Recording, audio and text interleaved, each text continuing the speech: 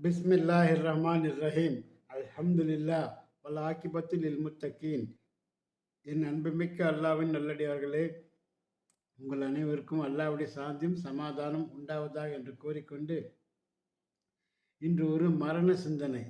இங்கே நாம் படிக்க இருக்கும் இந்த விஷயம், இங்கே பகிரப்போக இருக்கும் இந்த விஷயம் நமக்கு ஒரு படிப்பினை நிச்சயமாக தரும். இதிலிருந்து ஒரு சிலதை கற்றுக்கொள்ளலாம். நாம் எதை கற்றுக்கொள்ள வேண்டும், எதை விட்டுவிட வேண்டும் என்பதையும் நாம் இந்த நிகழ்ச்சி மூலம் நாம் படிப்பினை பெறலாம். அதாவது, நபி தாவூத் அலைஹிஸ்ஸலாம் அவர்களிடம் ஒரு மனிதன் இருந்தார். ஒரு நாள் தாவூத் அலைஹிஸ்ஸலாம் அவர்களிடம் மலக்கல் மௌத் அவர்கள் வந்து அந்த மனிதனை சுட்டிக்காட்டி, இந்த மனிதன் இன்னும் 6 தினத்தில் மரணமாவான் என்று கூறினார்கள். சில ஆண்டுகள் கழிந்தன. அந்த மனிதனை ஒரு நாள் நபி தாவூத் அலைஹிஸ்ஸலாம் அவர்கள் கண்டார்கள்.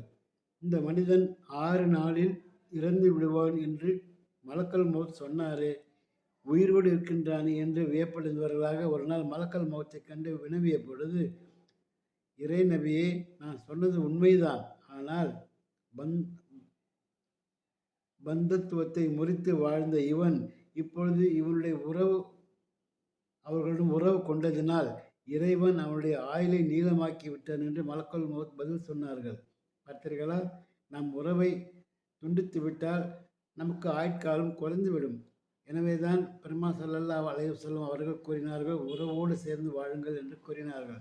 உறவை துண்டிக்காமல் வாழ வேண்டும். இதிலிருந்து நாம் பெரும் படிப்பினை, உறவோடு சேர்ந்து வாழ வேண்டும். உறவிலும் விரோதம் கூடாது. எனவேதான் நான் முன்பு வெளியிட்ட காணொலியும் சரி, ஹாஜிகள் நிச்சயமாக இந்த பண்பை வளர்த்து கொள்ள வேண்டும். உறவை துண்டித்துவிட்டு ஹஜ்ஜுக்கு செய்யக்கூடாது. உறவோடு சேர்ந்துவிட்டு அவர்களும் மன்னிப்பு கேட்டுக்கொண்டு ஹஜ்ஜுக்கு செல்ல வேண்டும். இவைகளெல்லாம் நாம் நிச்சயமாக பெருமா ஸல்லல்லாஹு அலைஹி வஸல்லம் அவர்கள் கற்றுத்தந்த வழிமுறைகள்.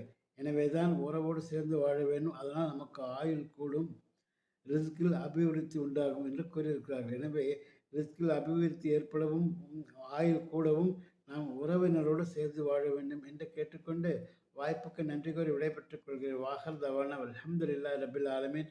அஸ்ஸலாமு அலைக்கும் வரஹ்மத்துல்லாஹி தஆலா வபரகாத்துஹு.